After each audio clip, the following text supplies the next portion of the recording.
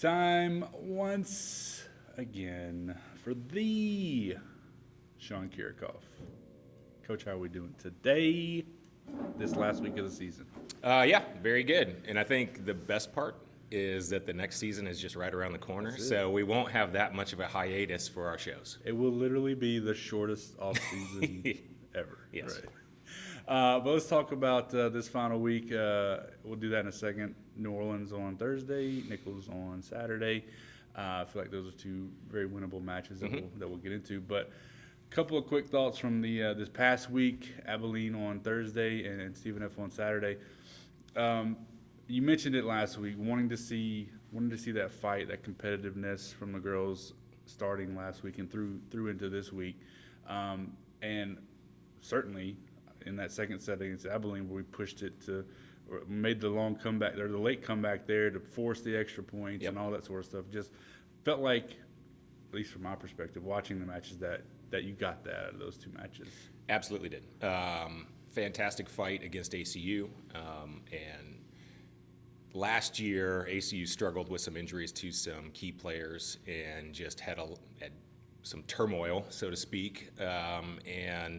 And so they've rebounded well this year, and they've got a full roster of talented players. So for us to come out in the relative condition that we were, as far as the lineup that we could put out on the floor, I thought we did a fantastic job fighting and putting us in positions. Obviously the second, we were close. Could have taken that at any time. And then at other points in the first and the third, made good runs and were close. And it's just, again, a rotation here or there where they got a little bit of a separation that we weren't able to be able to chip away at. But, any of those, had we gone on a little bit of a run ourselves, could have taken those sets as well. And then Saturday, we talked about last week how knew that Stephen F was going to be good, even though they were having a down year, air quotes there for sure. I don't know if we expected them to be as good as they turned out to be on Saturday. They were good. They were good. Yeah. You don't win by that spread of points if you're not good. But again, I think you just used the word relatively. Or if you didn't, I'll say it. I don't know. Had we had the roster that we expected into last fall, I loved our chances, and that's just a little bit frustrating. But at the same time, SFA is good year in and year out, and I've said this in the release right after the match. Something that we talked about before the match was just their consistent execution. They are just, you're not going to have people forget what they're supposed to be doing. You're not going to have people not be where they're supposed to do. It's clockwork. And so you have to be on top of what you're doing. Otherwise, they're scoring points. And that's something that you can always expect from them, no matter what their roster looks like from year in and year out. And they showed that again on Saturday. So was it just their consistency being, maybe at where it's normally at, or was it they just had a really good day? They hit 500. And it's right. No, I don't want to take away from their physical talent. They obviously have that. And again, to use the word relatively, relative to our conference, they've got, top to bottom, the best physical roster. But again, it's just their consistency. They know what they want to do well. They do it extremely well every single time, and it's your job to stop it. They're not tricking you with anything. It's not a gimmicky scheme thing. They're not doing different things from one match to another depending on the scout. It is, basically it's just know who you are and what you want to do, and then see if the other team can beat it. And I think that's something that is a great testament to them for when they play, schools from other conferences, Conference USA, Big 12, Conference, Sun Belt, whatever it is. They're going to be able to go against teams that are technically a little bit bigger and maybe a little bit more physical talented, at least in some positions, and they're still going to be able to compete and do well because it doesn't matter. If you don't do your job on the other side, they're going to score a point. They're going to take advantage of it, and it's just that consistency that just can be overwhelming for a lot of teams because they're always scoring points. because of COVID and a lot of different reasons, we've had a smaller roster this year. On display the past couple matches was just seven players out on the court. No for the subs. whole match. Yeah, no subs. Just one senior in that group. So among the other 6 that likely all will be back next year, what do you think these past 2 matches, them having to play the entire 3-6 sets that it was, what do you think they gained from that experience? A lot.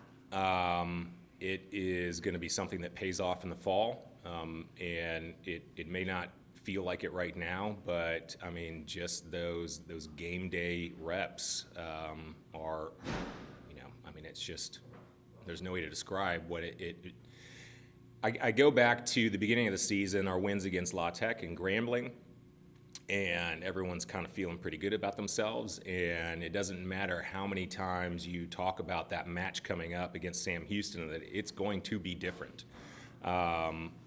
You don't know it until you get into it, and that is something that they've learned, harsh lessons throughout the conference season, and something you don't easily forget going into next year. So it's going to be great. Couple of quick other thoughts from the this past week, and we've talked about it a couple different times now, but Jaylee Beth continues to impress. She had 2 block assists early against Stephen F. I think she had a couple of solos against Abilene as well. So she just continues to, I guess, kind of get her feet under her a little bit. Yeah, couple great matches here when she's been able to get some time. And I mean, we had one position to where we had depth, and that was the middle, and that was only 3 players. That's not depth, but for what we had, it was. So, I mean, it was early on in the season, it was a little bit hard to get her on the floor, and the opportunity came up, and she has ran with it, and really happy with her development so far, just in these last couple matches. Like I said earlier, 2 feel like these are winnable matches coming up this week against New Orleans and Nichols. Just thoughts on those 2 as a whole. Yeah, I have a lot of empathy for New Orleans. They are another program that has had struggles like we have with just a bunch of different things, and namely injuries. So they are not playing with a roster that they expected to come into with the fall or even this spring. So, I mean, they've been up and down, and they've been trying to figure out, exactly how to attack each match going forward because of that. And then Nichols has, they've struggled as well, but I would say that they look better than they did last year, and they've advanced and improved, and have pushed a lot of teams to 5. It's just not turning out as wins in that column, and so if you're just looking at the record, it's going to be like, oh man, they're having a bad year. But I mean, in my mind, it's progress for them. So that's going to be a winnable one, but a tough one on Saturday to end it up. And you said it last week, and I guess I'll ask again: does it just boil down to, for these matches, us? I mean, does it? What you want to see from us, just in terms of finishing out this season and kind of leading into, like what we said earlier, a shorter off season. Yeah, I mean, it's all about us.